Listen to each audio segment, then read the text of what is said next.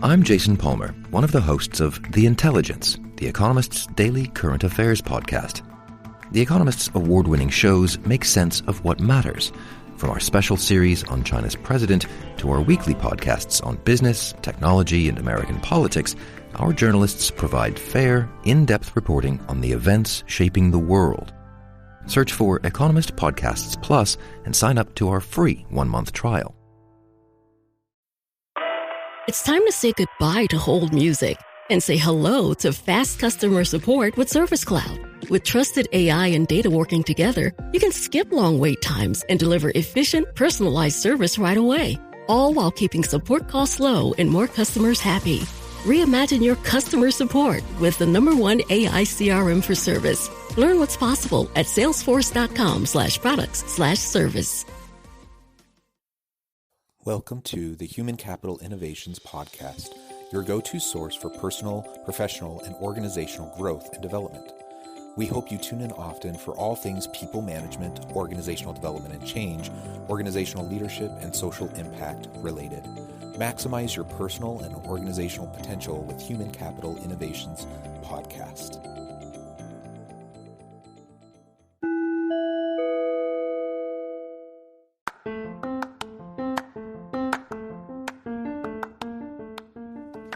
Welcome to the Human Capital Innovations Podcast. In this HCI podcast episode, I share my recent guest appearance on the Hacking HR podcast, where we discuss leadership and the future of work.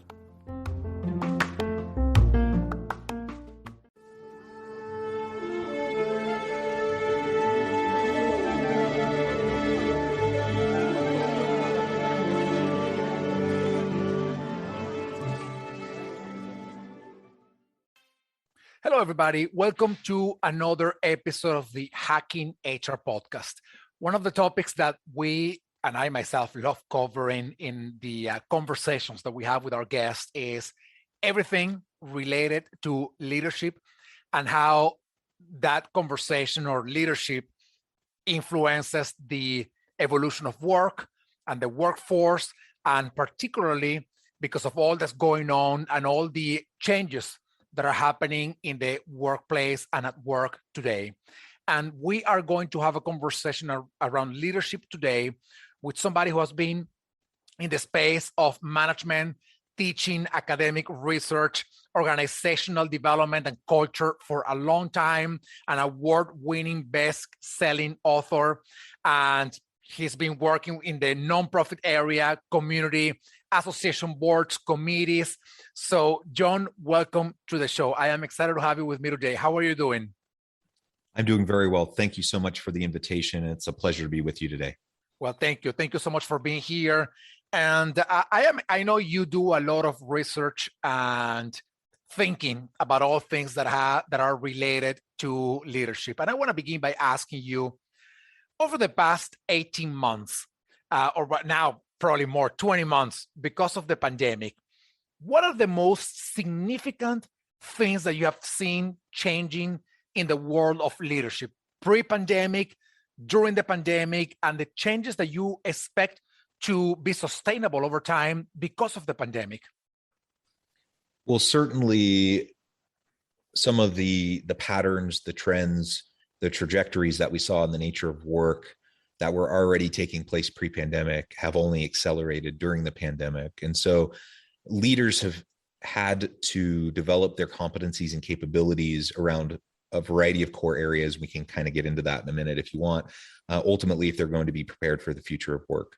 And that hasn't changed. It's only been accelerated. Instead of looking maybe 10 plus years out to some of these changes really taking hold, now we're kind of right in the middle of it, or we're right on the precipice of some of these types of changes occurring in the nature of our organizations, the nature of work, and the very tasks that our people perform.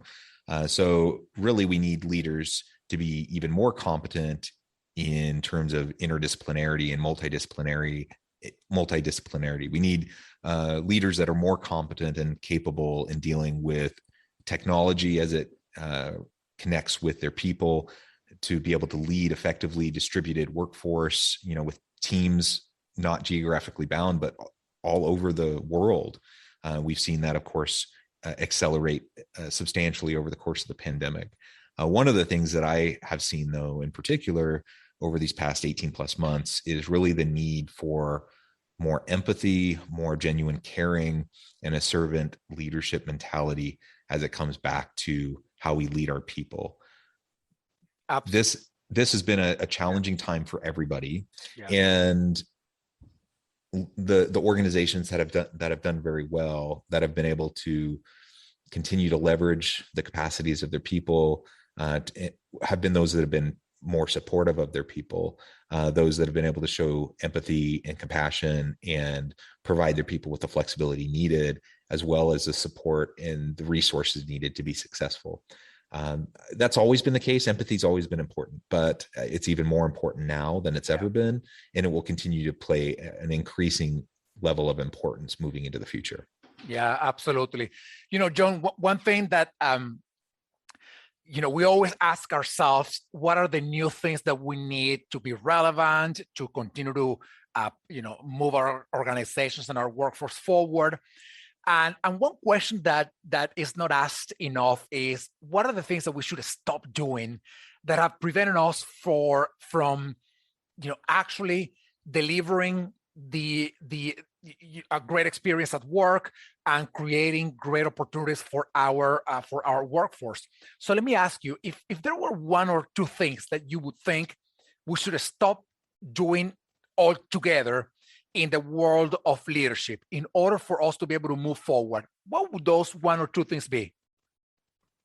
Yeah, great question. I suppose there's probably a lot of different things that we could think about. But one that I think is particularly relevant right now is that we just need to stop with the micromanaging, the power control issues, and this notion that people need to put face time in at the office.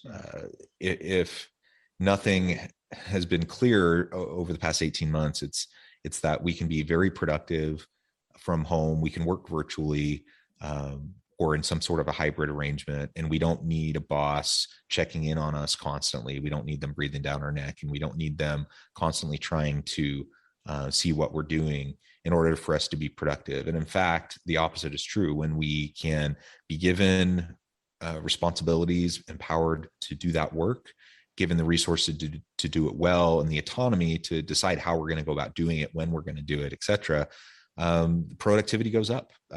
We've seen huge productivity gains over the past 18 plus months for most segments of workers. And that, I believe, has come because more and more organizations and leaders have been forced to provide that autonomy due to the pandemic and due to people working virtually or in a hybrid arrangement. The question remains, though, once the pandemic is under control, people get vaccinated, more and more people go back to the workplace, will leaders revert back to old patterns, old habits, or will they continue to allow people the flexibility needed, the autonomy to decide how they're going to go about doing their work, focus more on outcomes rather than the process and what people are doing to get to those final outcomes? I think that's going to be essential as we move forward. Yeah, absolutely. And that's a big question that I hope we can respond with, with all the certainty in the world, which is, we hope that we don't go back to the old ways of doing things, and that, we continue to embrace the ideas, the lessons learned, and the practices that we have embraced over the past 20 months to continue to do the right thing for our workplaces and our workforce. HR is sitting at a very interesting intersection, because on the one hand, they are dealing with all approach to leadership and management, and there are leaders and there are managers who want to go back to the way things were before. But on the other hand, HR, and I'm hoping that they are seeing some of the possibilities of new ways of working, new ways of leading, and new ways of managing. So let me ask you, for those that are at that intersection between the competing values of the old ways of doing things and the new ways of doing things, what's your message to them? How can they balance, not even balance, how can they push for the new things, also giving a little bit of understanding to the reasons why some people don't want to let go the way they were doing this before?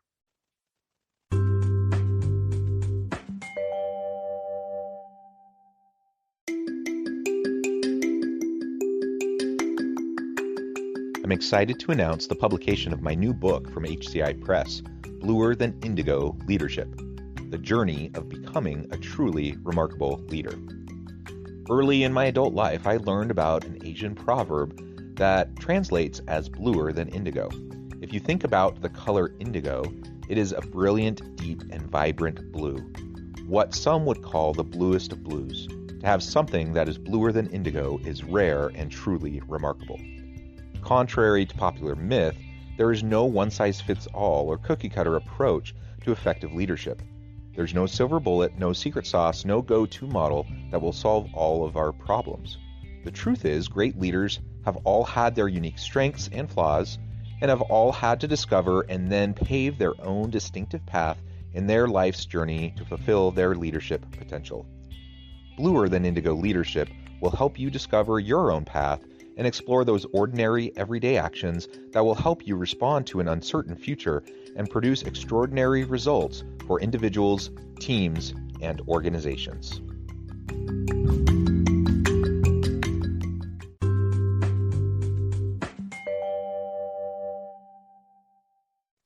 Yeah, we just need to be very clear, open, and direct with our people about what our expectations are for them, why we have those expectations, and how they're going to be held accountable moving into the future. And so if we have people who really are just longing to get back to the way things were and revert back to old patterns, old approaches that have been shown to be less effective, less productive, then we need to work with them and coach them and mentor them and help them understand what we're doing, why we're doing it, and what they're going to be expected to do moving into the future. If we can be clear about that, very direct about that, and developmental in our approach to providing the feedback to them so that we can help support them in getting there, provide trainings when necessary, have those feedback and coaching sessions, et cetera. If we can do that, then I think most people, the vast majority of people who are resistant to moving into the future and adopting the technologies and doing those sorts of things, the vast majority of those people will adjust, they'll adapt, they'll be productive members of our team moving forward. And for those that really, really just can't wrap their head around it, they can't move into the future, then they'll have a choice to make. They'll know the expectations, they'll know what they need to do, we'll help them get there, but they'll have to decide whether or not they're going to do it. And if they're not going to do it, then they probably should go find another opportunity at a place where they're going to be better aligned with, their interests, their skills, their desires moving forward for their career. Yeah, absolutely. What do you think are the if you were to say, 1, 2, maybe 3 skills that you say, we got to focus on these 2, 3 things to get our leaders ready for this new world of work? And I wish, by the way, that not only had we asked ourselves this question way before the pandemic, but for those who actually did ask this question before, I wish they had been heard because in many industries, a lot of people were saying these things will happen. It may take a little bit of extra time, but it will happen. And then suddenly the pandemic hit, and all of those changes that some of us thought were going to take 10 years to take place happened, basically, compressed in a 20 months or even less sort of time frame. So anyway, going back to the question of what do you think are going to be the 1, 2, 3 skills that the leaders of the future will need to embrace, whether learn, relearn, in order to be effective in the new reality of work? Yeah, I mean, we really need to adopt more of a growth and abundance mindset as we approach our teams. And part of that is just dealing with uncertainty. Certainly the world is complex, messy, and uncertain. And it's been that way before, but we see that even more clearly now, and moving into the new world of work where disruptive technologies are going to continue to interrupt the way we do things. It's going to displace some workers. It's going to replace some jobs, create new jobs. Entire careers are going to shift in what they do and what their focus is.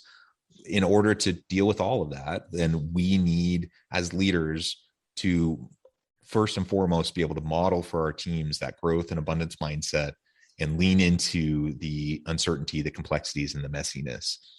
So that would be, I think, number one.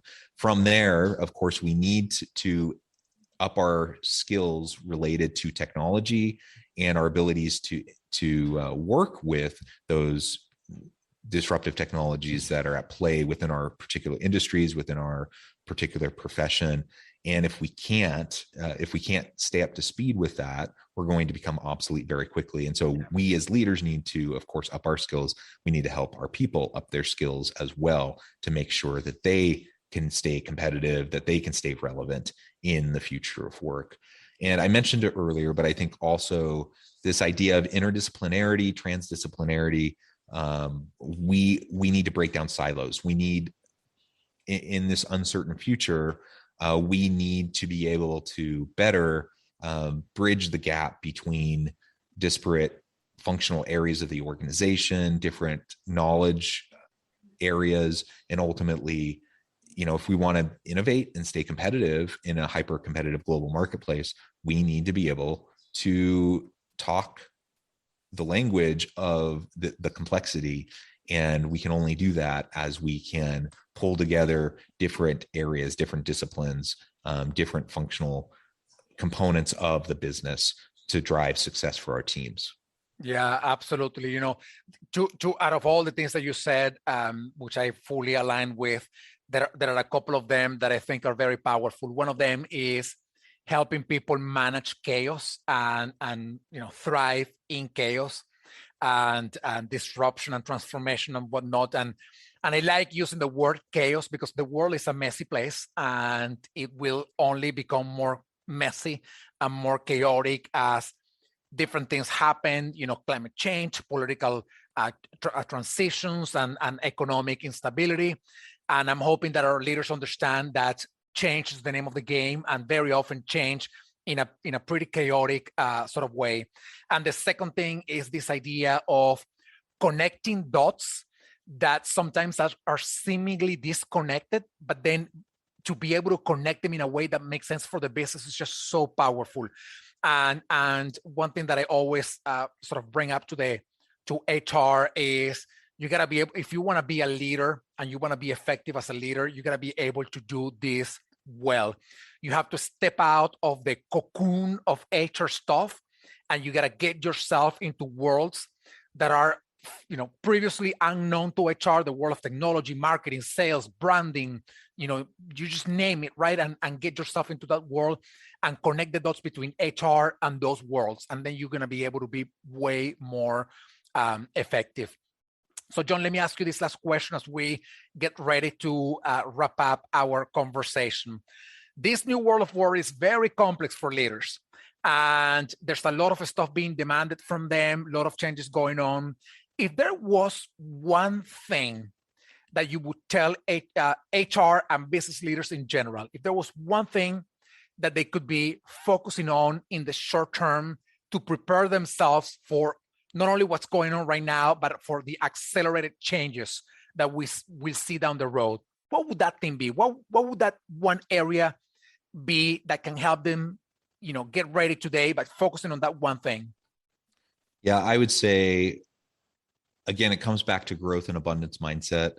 I would say focus on your own development. There's never been a more important time for you to focus on your own reskilling and upskilling and your own personal development as a leader, as it relates to these various competencies we've been discussing, and also focus on the development of your team, of your people. Do an inventory of skills and competencies and help your people identify where some of those gaps might currently exist and help them establish a plan for their reskilling and upskilling efforts over the next year. If you can do that for yourself and for your team, I think you'll be in good position to be able to pivot and adapt as things continue to shift. Yeah, absolutely. Well, I like that. Thank you so much for sharing that recommendation and all of your insights. So John, thank you so much for spending this time with me in the podcast. Great conversation, great insights for not only for leaders, but for those who are helping develop leaders that are aligned with all that's going on and ready to be effective in this new reality of work. So thank you so much, John. It's been a pleasure. Thanks for having me. And I look forward to interacting with any of your listeners.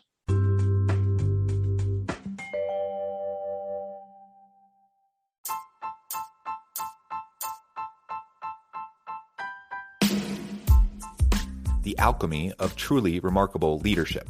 Ordinary, everyday actions that produce extraordinary results. Consider how the nature of work has shifted over the past 50 years. With increased globalization, rapid technological advancement, and the shift in economic composition, the average job of today looks very different than the average job of 50 years ago. What will the jobs and organizations of tomorrow look like? Moreover, what does this all mean for organizational leaders? What are the core competencies and capabilities of organizations and their leadership that are prepared for continued disruption and geopolitical and socioeconomic shifts? Regardless of what the future holds, increasingly, leaders need to be socially minded, data-driven, decisive, champions of talent, and disruptors of the traditional notions of leadership, teams, organizations, and work. The alchemy of truly remarkable leadership will help you to explore your own leadership competencies and capabilities and consider ways to apply and implement them into your workplace and personal life.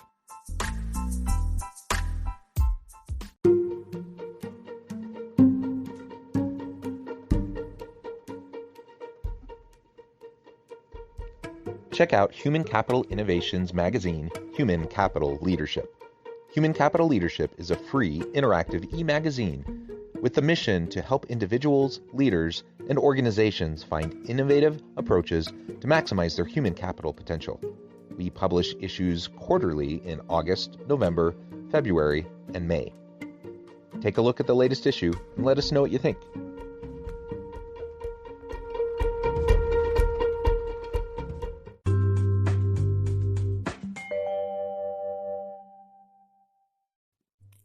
Thanks again for joining us for this episode of the Human Capital Innovations Podcast.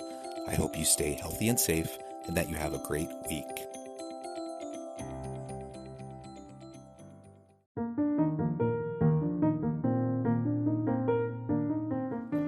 Check out our new weekly LinkedIn newsletter, Alchemizing Human Capital, exploring industry trends via original research and interviews with executives and thought leaders from across the globe. We look forward to having you join us.